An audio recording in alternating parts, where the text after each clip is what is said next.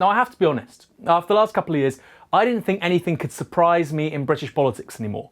We had the 2015 surprise Tory majority, we had Brexit, Cameron resigning, Corbyn doing very well last year, Grenfell.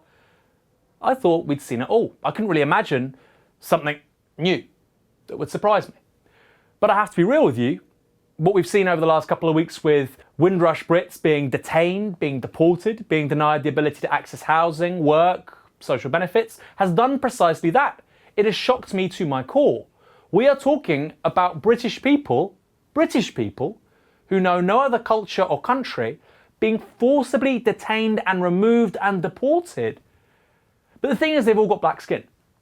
Now I have to wonder, and I'm posing this question to you, if they had blonde hair and blue eyes and white skin, and this happened, if 1,000 people were deported who knew no other country, and this happened to them, what would the response be? What would the response be if their names were Lottie and Daniel and Ethan, and they came from the home counties, and their parents worked in middle-class industries? I'd really love to know, because I can guarantee you, if it happened to a single person with that kind of social, economic, and yes, let's be frank, racial background, there would have been an uproar. And yet, as we know, the Tories didn't just perpetrate this, they carried on doing it whilst knowing problems would arise. In 2010, Theresa May was the Home Secretary. She said in the run-up to the general election that year that she wanted to reduce immigration to 100,000 or less by the time of the next general election. Of course, that was never going to happen. They did that, of course, to win political capital.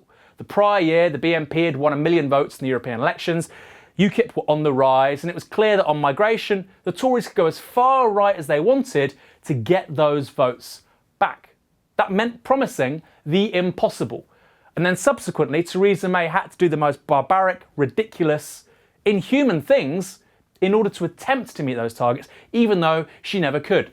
The go-home van, the lies about the inability to really do much because of the Human Rights Act was part of trying to achieve that goal of getting immigration down to 100,000 or less.